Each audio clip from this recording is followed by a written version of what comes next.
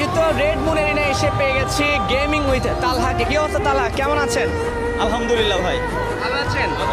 এটা আপনার পরনে এটা কি বিশেষ ড্রেস? এটা কি এটা? এটা হচ্ছে নারুটো রিটাচি বান্ডেল। আচ্ছা, যেটা সৌজন্যে মূলত আজকে এই আয়োজনটা, তাই তো?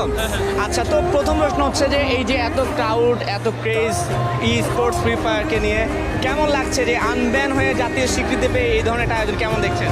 যথেষ্ট পরিমাণ ভালো লাগতেছে। আর বাংলাদেশে যেহেতু এটাই প্রথম এত বড় করে হইতেছে, আজ পর্যন্ত আমার মনে হয় না যে শুধুমাত্র গেমিং কমিউনিটির যেসব অডিয়েন্স, আমাদের ভাই ব্রাদার যারা আছে, তারা এত পরিমাণে লোক এক জায়গায় আসছে। আর আমার মনে হয় না যে যমুনা ফিউচার পার্কে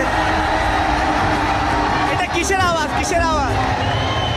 না বাপরে, গেমিং উইথ তালহা এখন একটা ক্রেজি জিনিস অনেক, সেটা এখন আসলে আনবেন হওয়ায় বোঝা যাচ্ছে যে মানুষ কতটা ভালোবাসে ই স্পোর্টসকে, ফ্রি ফায়ারকে। কিন্তু এই মুহূর্তে এসে যদি আপনাকে বলি যে বাংলাদেশে ফ্রি ফায়ার বা ই স্পোর্টস কমিউনিটিকে এগিয়ে নিয়ে যাওয়ার জন্য আপনার পক্ষ থেকে কী কী বার্তা আছে? শুধু যদি বলেন যে ভাই ফ্রি ফায়ার, আমি অলওয়েজ বলে আসছি নট অনলি ফ্রি ফায়ার, আপনি যদি বলেন ই স্পোর্টসকে, তাইলে আমি ভাই যে কোনো জায়গায় রাজি। ইভেন আমি আমার গেমিং লাইফের শুরু থেকে এখন পর্যন্ত আমার পেজের বায়োতে লিখে রাখছি মেক গেমিং ওয়াইড স্পার্ট, অর্থাৎ আমি গেমিংটাকে বাংলাদেশে কোনা থেকে কোনায় পর্যন্ত ছড়াইতে চাই।